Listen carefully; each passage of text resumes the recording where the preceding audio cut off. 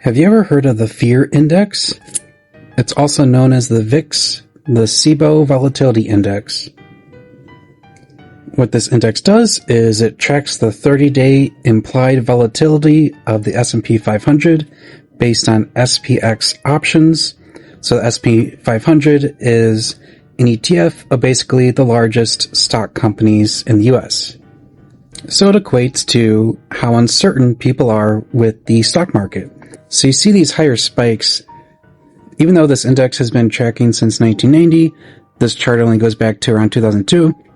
But can you look at these big spikes and guess what happened during those years?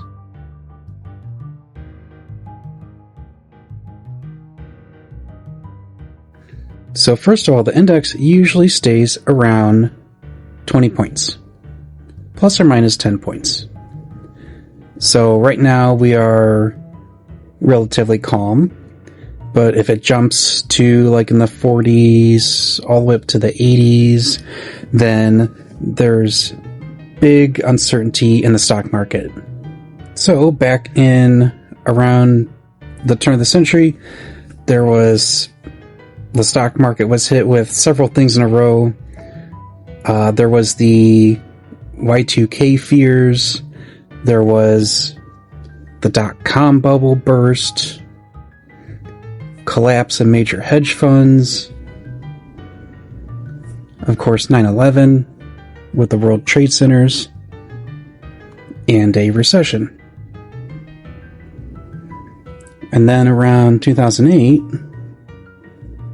we have the Great Recession caused by the housing crisis.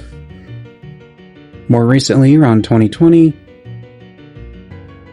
we have a huge spike due to the COVID-19 pandemic, global reaching, and all economies coming to a screeching halt. A surprisingly large spike in 2023 due to Silicon Valley Bank collapsing, lots of withdrawals and fear around regional banks of them collapsing too.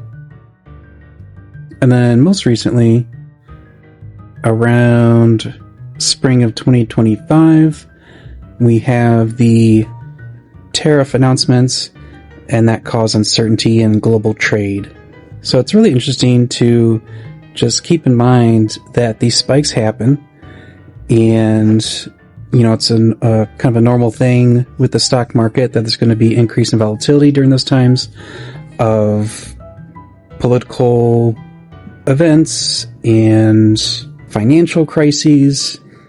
And so it's always a good idea to be diversified in your portfolio, not only in stocks, but also some safer assets as well.